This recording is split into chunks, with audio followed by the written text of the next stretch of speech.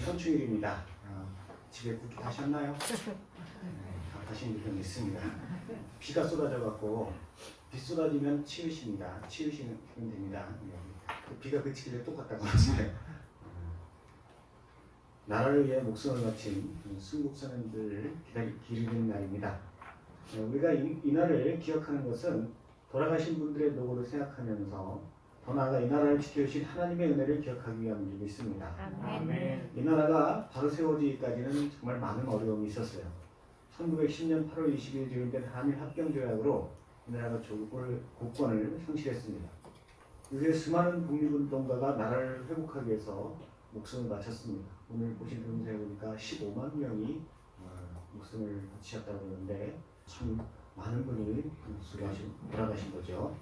또 그러한 노력 끝에 1945년 8월 15일 독립을 얻었습니다. 그러나 다시 소련과 미국의 협정에 의해서 남과 북으로 나눠졌고 1950년 6월 25일 발표한 3년간의 비극적인 독립 상대안으로 17만 명이 넘는 젊은이들이 피를 흘렸습니다. 그러나 이러한 피 흘림을 통해서 이 나라가 자유를 지킬 수 있었습니다. 그러므로 자유를 누리며 살아가는 우리는 이러한 선열들의 노고를 기억해야 할 줄 믿습니다. 아멘. 원수는 바위에 새기고 은혜는 흐르는 물에 새긴다는 말이 있어요. 우리가 다 죄성이 있어서 받은 은혜는 쉽게 잊어버리고 원수는 잊지 않고 오래오래 기억한다는 거예요. 이미 이 땅을 떠난 사람들에게 고마움을 표현할 길이야 더 이상 없지만 우리에게 자유를 주기 위해서 하나밖에 없는 생명을 바친 그들의 기억조차 하지 않는다면 사람의 도리를 할 수 없을 것입니다.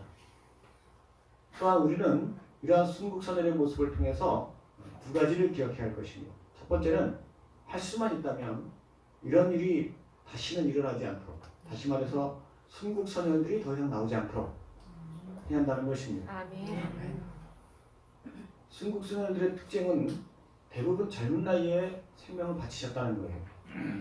우리가 다 기억하는 독립운동가인 유관순 열사, 안중근 의사, 윤봉길 의사 이런 분들이 다 10대, 20대 초반, 많아봐야 30대 초반 젊은 나이시죠.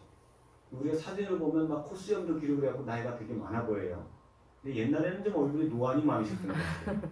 고생도 많으셔갖고. 근데 다 우리 아들뻘, 동생뻘 다 이런 사람들이에요. 되게 젊어요. 6.25 동란에 희생된 17만 명이 넘는 잔병들 대부분이 10대 후반에서 20대 초반이에요. 역시 또 우리 아들들 다 그런 젊은이에요. 그렇게 희생된 17만 명의 사람들이 90%는 아직 시신도 못 찾았어요. 사람이 전쟁 전투 중에 시체가 온전히 남아있지도 않을 수도 있고 코에 맞으면 다 찢어져 버리니까 또 남아있다고 할지라도 이렇게 끌고 다닐 수도 없고 밀리다 보면 그냥 그곳에다 파묻어야 되는데 나중에는 그게 어디 있는지도 모르고 그래서 대부분은 못 찾았어요.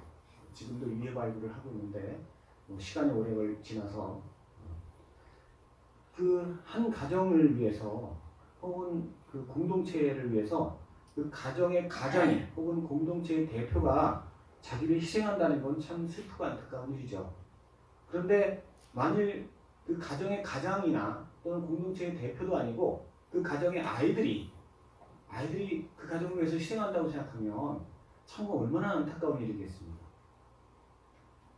마찬가지로 나라를 위해 어쩔 수 없는 희생이었지만 한참 공부하고 꿈을 이루어가야 할 젊은이들이 피지도 못한 꽃처럼 쓰러졌다는 게 참 비극적인 역사가 아닐 수 없는 것입니다.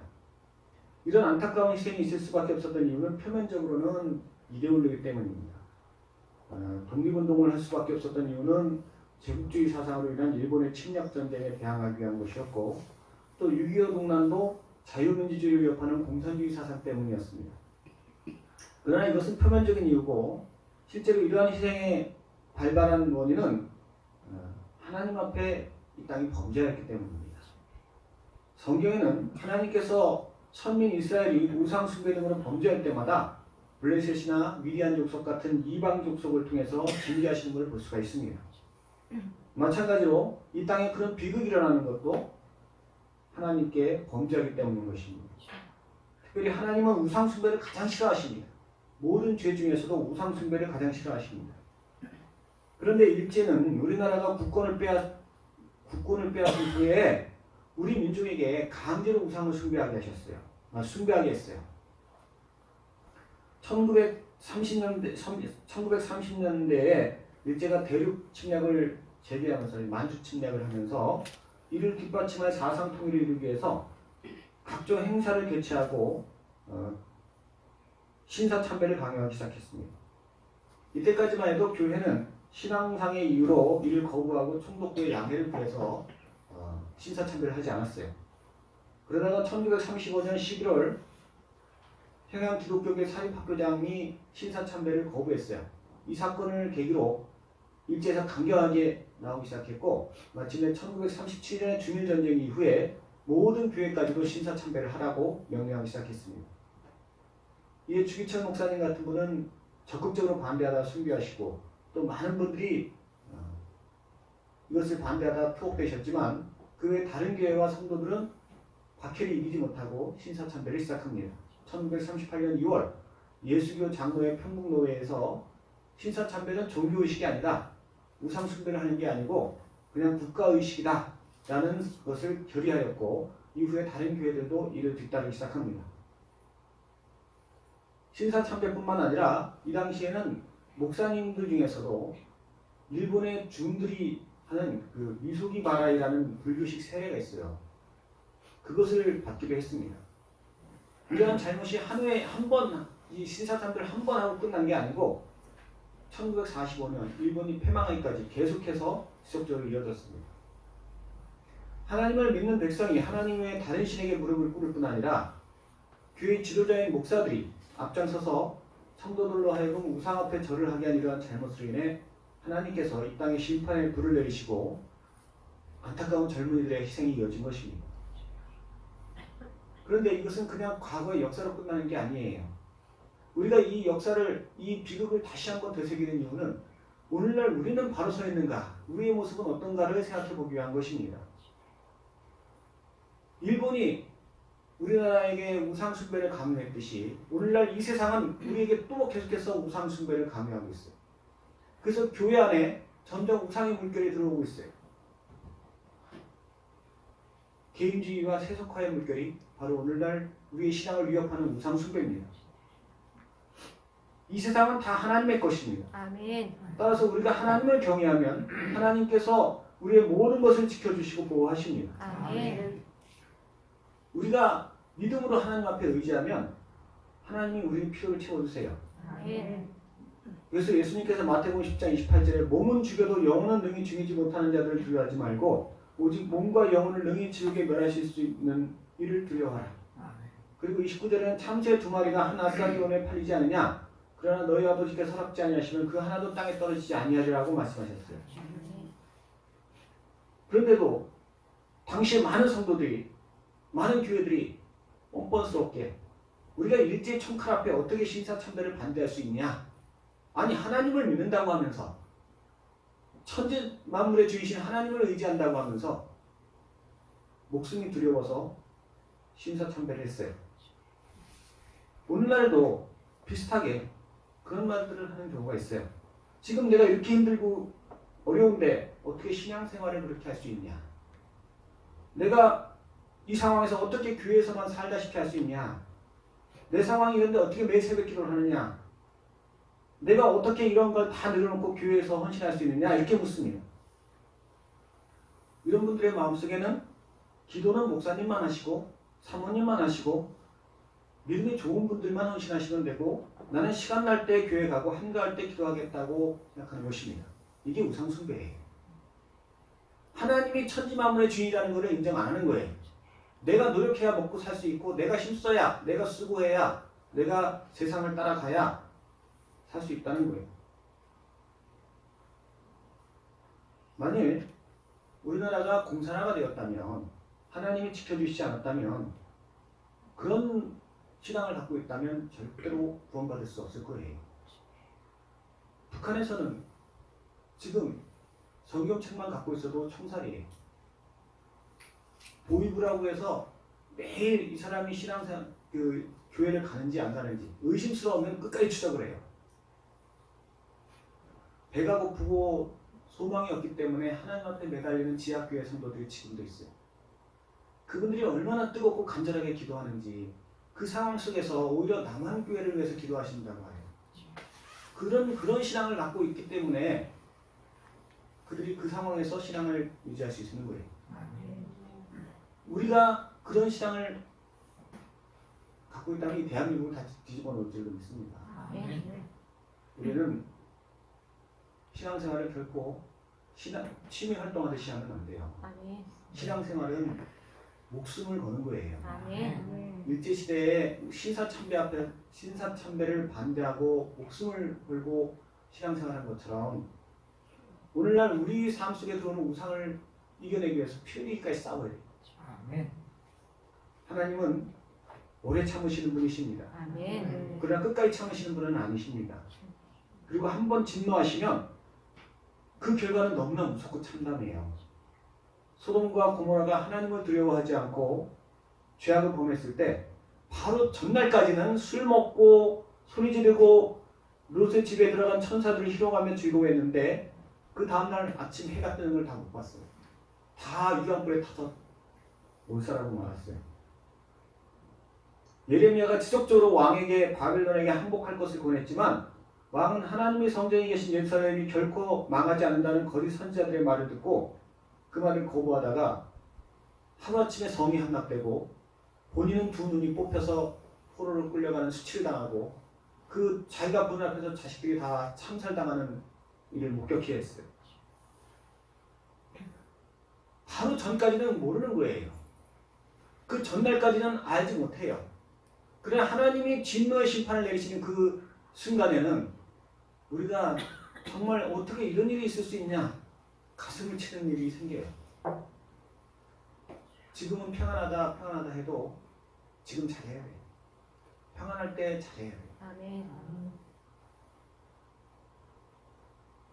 우리가 깨어있지 않으면 하나님의 심판이 임할 때 언제라도 우리의 젊은이들이 피를 흘리는 일이 있을 수 있다는 것입니다. 그러므로 세상 사람들은 이 현충일 아침에 나라를 지키다 피를 흘린 수많은 우리의 선열들을 기억할 때 우리는 그 원인이 무엇인지를 깨닫고 다시는 그런 일이 벌어지지 않도록 우리가 희생이 될 줄을 믿습니다. 우리의 자녀들이 우리의 젊은이들이 그런 일을 겪어서는 안 되잖아요. 두 번째로 회개가 빨라야 한다는 것입니다. 회개를 잘하는 성도가 잘 믿는 성도예요. 해방 이후에 신사참배를 거부했던 분들이 옥에 갇혔다가 추록했어요.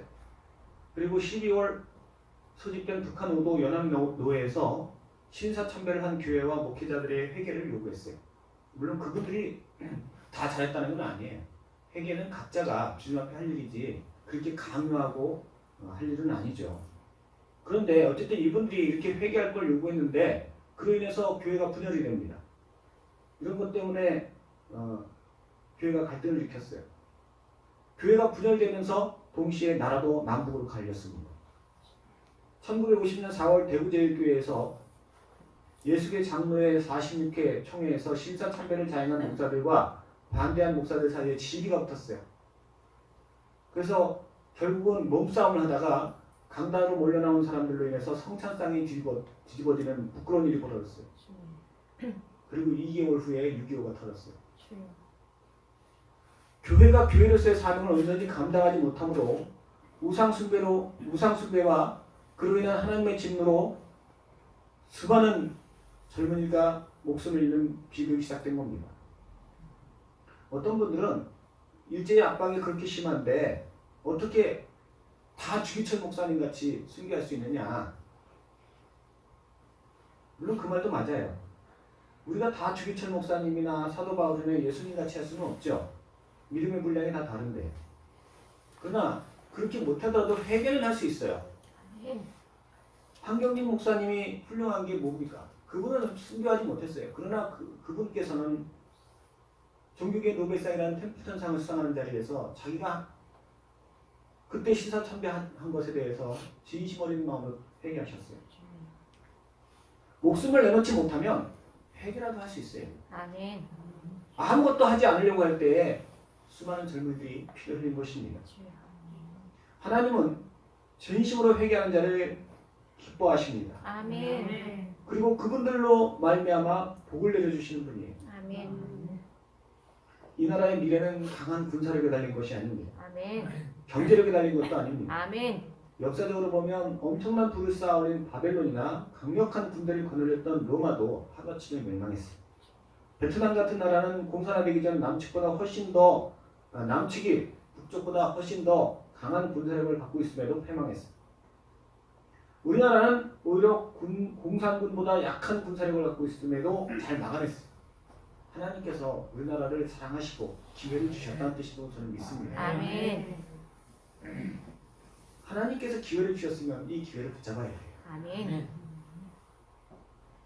그리고 그 기회를 붙잡는 건 바로 믿음의 성도의 몫입니다. 아멘. 세상 사람들은 몰라요.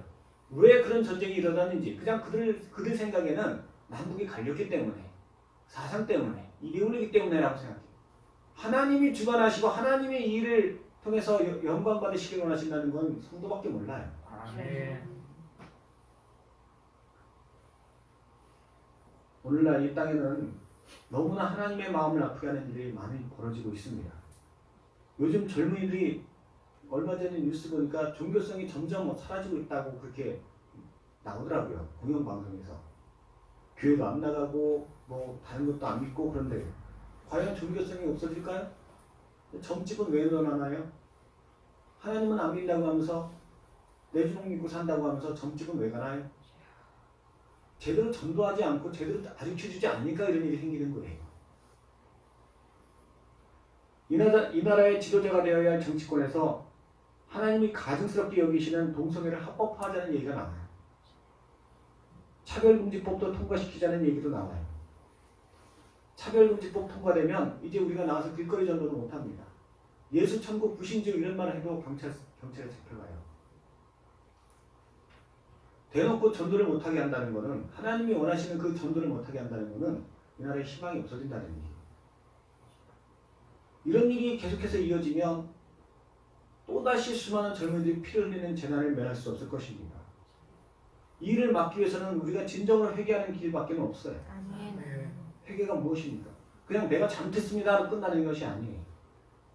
회개는 하나님께로 돌이키는 겁니다. 아멘. 하나님께서 우리도 먼저 예수님을 믿게 하시는 것은 이 나라를 복주실 통로로 사용하시고 이 나라에 닥쳐올 또 다른 재앙을 막게 하시려는 뜻인 줄로 믿습니다. 아멘. 주기철 목사님이나 한경직 목사님을 그때 당시에 태어나게 하시고 그때 당시 예수님 믿게 하신 것은 그분들을 통해서 이 나라를 아예 망하지 않게 하시고 기회를 주시게 한 것이에요. 아멘. 마찬가지로 오늘날 우리가 이 땅에서 살고 우리가 오늘날 이 땅에서 예수 믿는 것은 나 복 받으라고 하는 게 아니에요.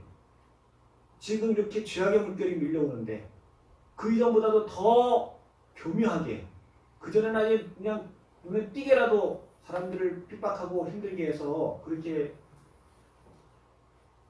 막았었지만 지금은 사람들이 아예 눈치도 못 채요. 성도들조차 이게 바른 신앙생활인 줄 알고 살아요. 우리가 하나님의 음성을 제대로 듣고 있습니까? 내가 하나님의 음성, 이건 하나님의 뜻이야 라고 깨달은 것이 도대체 언제입니까? 나에게 최근에 주신 하나님의 음성은 뭡니까?